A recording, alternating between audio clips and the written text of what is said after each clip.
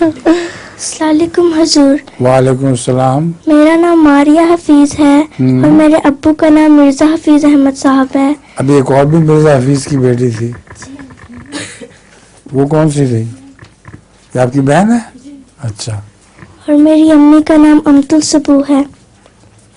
حضور میرا پہلا سوال ہے، حضرت آدم علیہ السلام کو خدا تعالیٰ نے فرمایا کہ اس پودے کے قریب نہ جانا، لیکن حضرت آدم علیہ السلام شیطان کے بہکانے میں آ گئے، جس کے نتیجے انہیں جنت سے نکال دیا گیا۔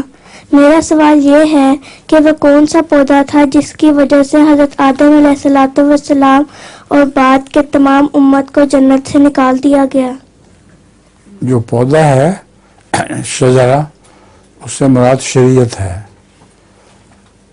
تو فرمایا تھا کہ شریعت کے معاملات میں دخل نہیں دینا، ان کو اسی طرح رہنے دینا۔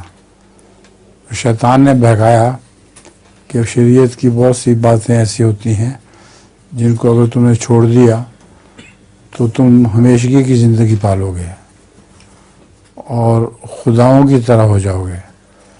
یہ بائبل میں لکھا ہوا ہے، قرآن کریم میں نہیں لکھا ہوا۔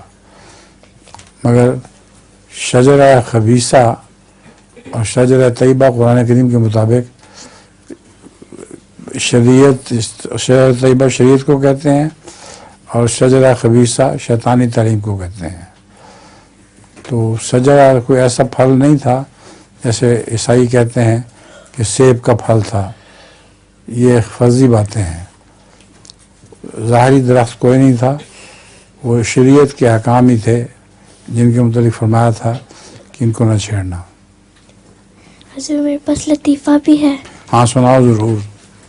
دو چونٹیاں درخت پہ بیٹھی باتیں کر رہی ہوتی ہیں۔ کیا چڑیاں؟ چونٹیاں ہیں؟ چونٹیاں درخت پہ چڑھی ہوئی ہیں؟ جی۔ اچھا۔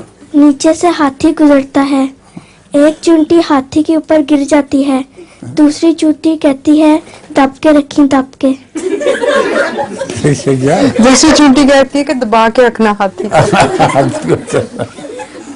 دب کے ٹھیک ہے۔